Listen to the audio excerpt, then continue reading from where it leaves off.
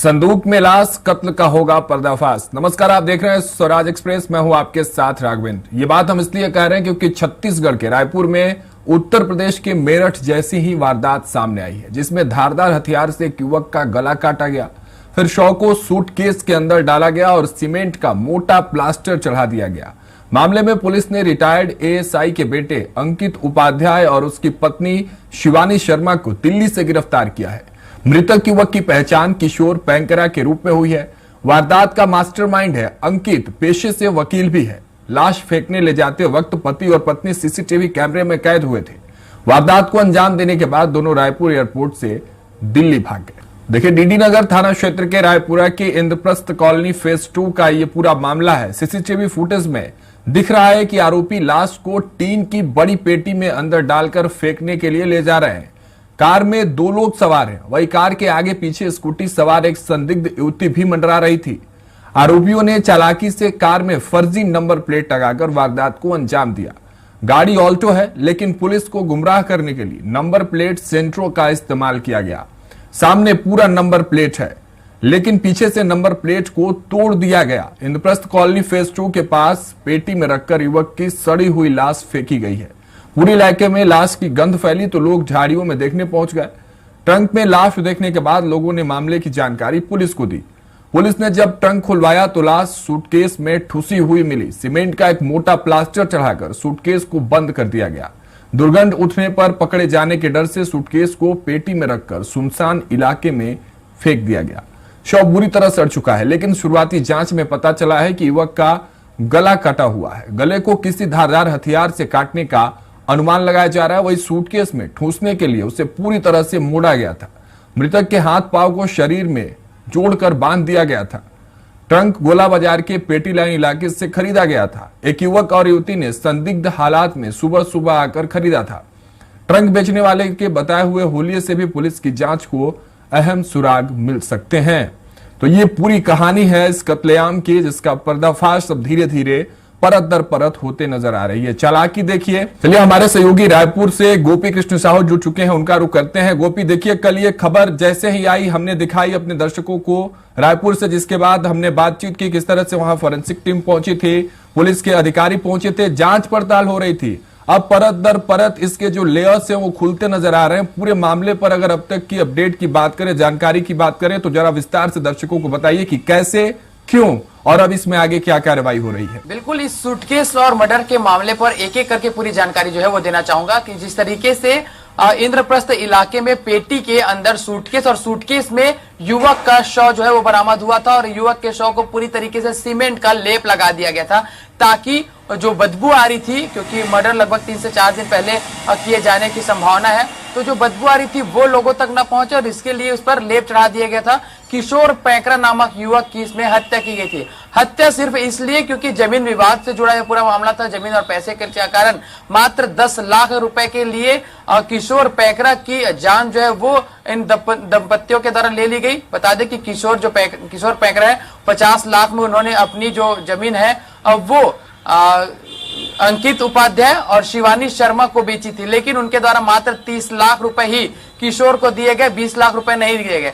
जिसके बाद किशोर ने दबाव बनाया कि उन्हें 20 नहीं तो 10 लाख रुपए कम से कम दे दिया जाए और उसके बाद ही इसी दबाव के चलते ही अंकित और शिवानी के द्वारा उनके मर्डर की पूरी कहानी रची गई। इंद्रप्रस्थ कॉलोनी में एक किराए का मकान लिया गया, जहां पर 3 दिन पहले ये दोनों शिफ्ट होते हैं। उसके बाद में 16 तारीख को ये घर देखा जाता है, 17 तारीख को इंद्रप्रस्थ में शिफ्ट होते हैं और वहां पर फिर इस हत्या की घटना को अंजाम दिया जाता है। 17 को हत्या होती है और उसके बाद 22 तारीख को जो है पेटी जो है वो लेने के लिए ये दंपत्ति गोल बाजार के एक ट्रंक डीलर के पास जाते हैं। वहां से एक बड़ी पेटी, स्टील का पेटी जो है वो लेकर इंद्रप्रस्थ में वापस लौटते हैं और वहां पर युवक के शव को पेटी के अंदर सूटकेस में भरते हैं और फिर अल्टो गाड़ी से, एक अल्टो वाहन है, उस गाड़ी से इस पेटी को पीछे डिक्की में डालकर कल यानी 23 जून को सुबह लगभग 10 से 10:30 बजे ये इंद्रप्रस्थ कॉलोनी से निकलते हैं और इंद्रप्रस्थ कॉलोनी के ही लगभग 2 से 2.5 किलोमीटर दूर परिसर के अंदर ही सुनसान इलाके में इस पेटी को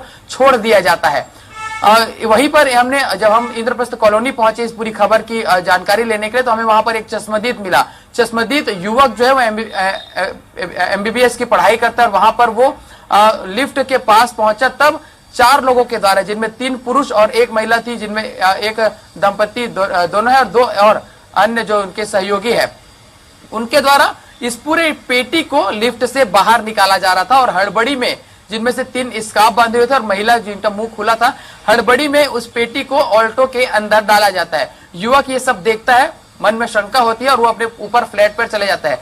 लेकिन जैसे वो उसी लिफ्ट में चढ़कर ऊपर जाता है तो वहां उन्हें जो है बदबू आती है। बदबू के कारण उनका चलिए, रायपुर से इस वक्त बड़ी खबर आ रही है। गोपी, आपको रोक रहा हूं, उसके बाद आपके पास पहुंचूंगा। देखिए, इसी में 10 लाख रुपए के चक्कर में किशोर पैकरा की हत्या हुई है। इसी खबर पर हम आपको अपडेट दे रहे हैं। आरोपी अंकित और पत्नी शिवानी दिल्ली एयरपोर्ट से गिरफ्तार हुए हैं। आरोपियों को दिल्ली से रायपुर लाया जा रहा है। इस वक्त का ये बड़ा अपडेट आपको दे रहे हैं। आरोपियों से पूछताछ में ये खुलासा हुआ है। जिस तरह से हमारे सहयोगी भी इस बात को बता रहे थे कि सिर्फ महज 10 लाख रुपए की वजह से ये पूरी जो है वो कहानी रची गई थी।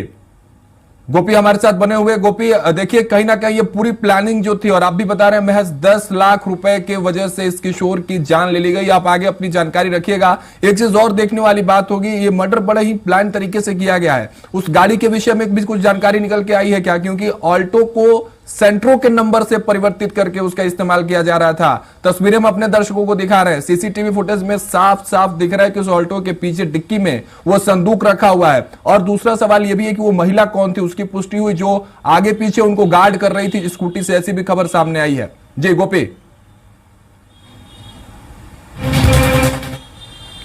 बिल्कुल, इस पूरे मर्डर में अंकित उपाध्याय और शिवानी शर्मा, जो दोनों पति पत्नी, और यही इस पूरे मर्डर के मास्टरमाइंड है।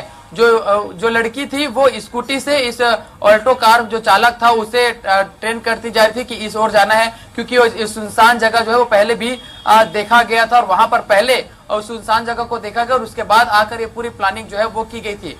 पेटी की जहां पर हम बात कर रहे थे कि लिफ्ट में पेटी को लाकर फिर अल्टो की कार में रखा जाता, उस समय एक चश्मदीद युवक ने इसे पूरे देखा था। अपने फ्लैट ऊपर से देखने के बाद जब हड़बड़ी में सभी नजर आए और जब वो वहां से रवाना हो गए, तब फिर उस युवक ने इंद्रप्रस्थ कॉलोनी के गार्ड को इसकी जानकारी दी गई कि कुछ संदिग्ध तरीके की कुछ क्रिमिनल एक्टिविटी जैसी यहाँ पर शंका हो रही है। और इसीलिए इस वारदात की पता चलने से पहले ही गार्ड के द्वारा सीसीटीवी जो फुटेज है वो निकाल लिए गए थे कि यदि आने वाले समय में कुछ घटना होती है तो ये एक प्रूफ के तौर पर रखा जा सके।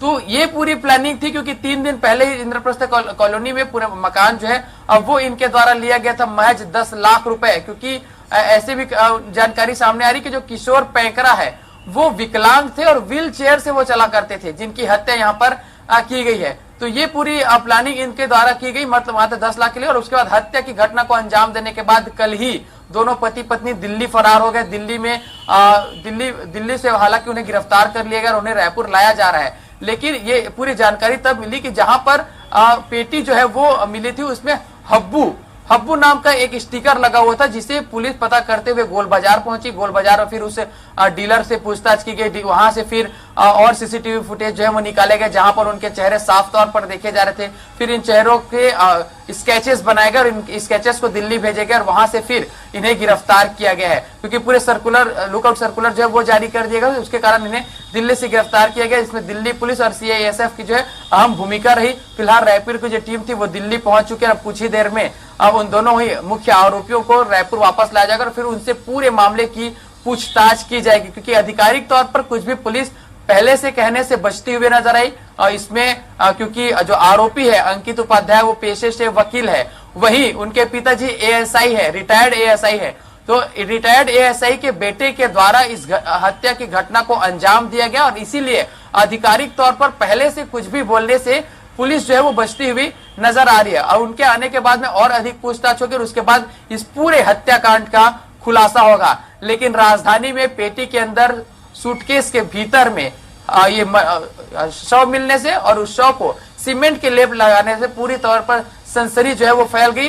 पूरे रायपुर वासियों की नजर जो है वो इस हत्याकांड पर है कि आखिर ऐसा क्या हुआ कि मात्र 10 लाख के रुपए के लिए एक रिटायर्ड एएसआई के बेटे के द्वारा जो वकील है उनके विकलांग की हत्या कर दी गई है। जी और गोपी, जो जिनकी मृत्यु हुई है उनके परिवार वालों के तरफ से कुछ ऐसा बयान या कोई प्रतिक्रिया? क्योंकि देखिए, अगर इसके अलावा या इसके इतर कोई और बात होगी, कोई और कारण होगा, वो तो पूछताछ में पता चलेगा। और मृतक तो अब है नहीं कि वो बता पाए। हो सकता है कि उनके परिवार वालों को कुछ पता हो कि कुछ ऐसी रंजिश चल रही हो, कुछ ऐसी बातचीत चल रही हो, किसी प्रकार का टेंशन चल रहा हो, जिसको खत्म करने के लिए, सदा सदा के लिए उसको मिटाने के लिए इस दंपति ने ऐसा कदम उठाया। तो उनके तरफ से कोई प्रतिक्रिया सामने आई क्या? बिल्कुल, बता दें कि जो किशोर पैकरा है, उनके परिजनों से अब तक किसी तरह की कोई जानकारी जो है वो नहीं मिल पाई है कि उनके परिजन कहां से हैं, कहां रहते हैं। पुलिस इसे आधिकारिक तौर पर बताने से भी बच रही है। पुलिस का कहना है कि प्राथमिक तौर पर जो आरोपी जिन्हें हिरासत में लिया गया, जिन्हें गिरफ्तार किया गया दिल्ली में, उन्हें पहले रायपुर लाकर पूरी पूछताछ जो है वो कड़ाई से की जाएगी और उसके बाद इसके और अन्य पहलुओं पर जांच की जाएगी। फिलहाल हर तरीके से, क्योंकि कल लगभग 6 बजे, 5 से 6 बजे ये शव जो है वो बरामद किए गए थे और तत्काल कार्रवाई करते हुए, संज्ञान में लेते हुए बड़े अधिकारियों के निर्देश पर इस कार्रवाई को पूरा किया गया है। तो काफी त्वरित तरीके से हालांकि इस पर कार्रवाई की जा रही है, लेकिन पुलिस पहले से बिना जांच पड़ताल के, बिना पूछताछ के कहने से बचती हुई नजर आ रही है। बिल्कुल गोपी, अब ये देखने वाली बात होगी जब उसको रायपुर लाया जाएगा, दिल्ली से लाया जा रहा है, उसके बाद जब पूछताछ होगी तो और क्या कुछ चीजें सामने निकल कर आती है। आप नजर बनाए रखिए, आपसे आगे भी अपडेट लेते रहेंगे इस खबर पर। फिलहाल बहुत बहुत शुक्रिया हमारे साथ जुड़ने के लिए, तमाम जानकारियों के साथ।